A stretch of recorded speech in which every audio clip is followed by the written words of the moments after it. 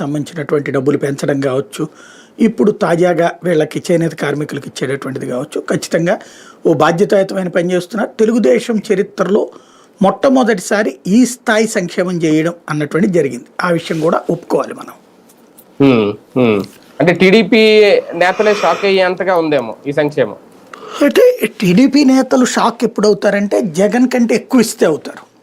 అయితే తెలుగుదేశం నాయకులకి ఒక సాటిస్ఫాక్షన్ అయ్యేది ఏంటంటే గతంలో ఎప్పుడు సంక్షేమం అనేది మాటలకి పరిమితం అవుతూ ఉండేది, ఇప్పుడు చాలా చేస్తున్నారు, ఇంకా మిగతాయి వదిలేసేస్తే ఇంతవరకు గట్టిగానే చేసినట్టే, గతంతో పోల్చుకుంటే చాలా ఎక్కువ చేసినట్టే అన్నటువంటిది.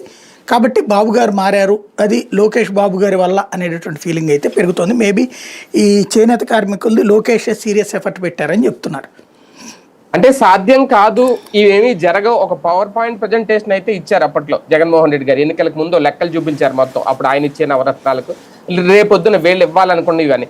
కానీ సాధ్యం కాదు అన్నది ఇప్పుడు సాధ్యం చేసి చూపిస్తున్నారా? అది ఒక రకంగా భారమైన ఖర్చు ఎక్కువైనా భరించే ప్రయత్నంలో అప్పులు చేయాల్సి వస్తుందా? అతను చెప్పింది ఇప్పుడు వీళ్ళు నిజంగానే చేయట్లేదు కదా.